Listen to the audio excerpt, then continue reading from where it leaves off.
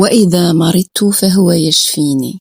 Et quand je suis malade, c'est lui qui me guérit, dans Surat Ash-Shura. On s'enfonce dans la fatigue et la tristesse, c'est vrai ou pas? L'ennui ne répare plus ni le corps ni l'âme. C'est incroyable, mais c'est vrai, c'est ce qu'on vit tous. Les douleurs se glissent partout, tout le monde a des douleurs, et la maladie vient d'ancrer en nous. Oui, elles sont ancrées en nous, silencieuses, mais elles sont là et elles sont persistantes. Tout le monde souffre majoritairement. Dans un monde où les maladies explosent, le stress et les émotions débordent, oui, et où nos corps crient silencieusement, une question se pose et s'impose même. Pourquoi souffrons-nous alors que nous n'avons jamais eu autant de connaissances médicales? Et en plus de technologie, c'est vrai ou pas?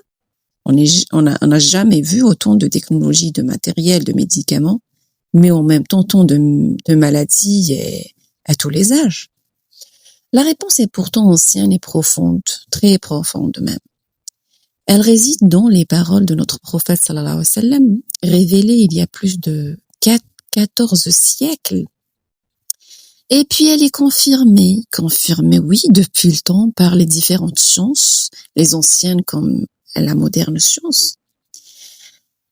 Notre prophète a dit: Ma anzalallahu da' illa anzala lahu shifa. Allah n'a fait descendre aucune maladie sans faire descendre pour elle un remède.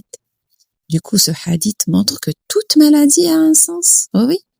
Donc c'est ça notre croyance, une sagesse et puis surtout un chemin de guérison. Et oui. Les textes prophétiques, la médecine des tempéraments, les recherches modernes sur le microbiote, le foie, le fameux foie, les émotions aussi, les différentes émotions, et puis le sommeil, même le sommeil, révèlent tous une évidence. Oui, une évidence. Les anciens savaient ce que la science moderne redécouvre aujourd'hui. C'est vrai ou pas? Tout ce qu'il y avait dans le temps, la science le redécouvre aujourd'hui. Et puis les enseignements prophétiques sont d'une précision incroyable. On le vit, on le sent et on le voit actuellement. Et les déséquilibres du corps et de l'âme suivent les lois naturelles placées par Allah subhanahu wa ta'ala. Voilà. Donc, toutes les informations explorées auparavant, estomac, foie, émotions non digérées, alimentation moderne, sommeil, lumière, la baraka dans la nourriture, tous en fait forment un guide, un vrai guide complet pour retrouver équilibre et vitalité. Allah subhanahu wa ta'ala dit: Sanurihim ayatina fil afaqi wa fi anfusihim. Nous leur montrerons nos signes dans l'univers et en eux-mêmes. Très bien. Donc là, chaque douleur, chaque malaise et chaque émotion non digérée, c'est juste un signe d'Allah subhanahu wa ta'ala. Et puis une invitation surtout à équilibrer notre mode de vie, à revoir, à se poser des questions, notre alimentation, nos émotions et aussi notre spiritualité. Eh oui. Donc aujourd'hui, les recherches ont montré que 80% des maladies commencent dans l'estomac. Eh oui, notre estomac. Le foie régule hormones, énergie et aussi humeur. Et puis on a les émotions non digérées, oui, depuis notre jeune âge jusqu'à je ne sais combien. Donc déclenche maladie auto-immune, subhanallah. Et puis l'alimentation ultra transformée, ce qu'on vit actuellement, détruit la baraka naturelle. Et malheureusement, on a perdu la baraka. La lumière du matin régule le métabolisme et le cerveau, donc le sommeil là. Le stress chronique épuise le cœur, oui, le cœur avant même le corps, donc il affaiblit l'immunité de l'être humain. Et l'éloignement spirituel crée un vide intérieur qui rend malade. C'est une vérité. Tout cela n'est pas une coïncidence, c'est pas un hasard quand même. C'est la signature d'Allah subhanahu wa ta'ala dans la création. Oui.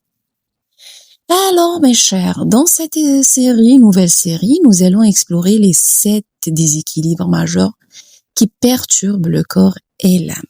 Oui. Donc, pas avec de simples conseils entendus 1000 fois. Non, pas ceci, faire ceci, ne pas faire cela, manger ceci. Non, on va prendre les choses autrement. Donc, mais avec des preuves scientifiques solides, des enseignements prophétiques authentiques, des versets puissants et puis des exemples concrets. Et surtout une vision intégrée, corps, esprit et âme. Donc, on va voir des clés pratiques pour établir, Inch'Allah, l'équilibre et retrouver notre baraka. Alors, la maladie n'est jamais une fatalité. Non, pas du tout. Elle est souvent un rééquilibrage, un appel au calme et à la réflexion, une purification et puis une nouvelle direction. C'est un moyen d'effacer les fautes, les erreurs et surtout un rappel d'Allah. Et puis une opportunité de croissance, de se retrouver de nouveau.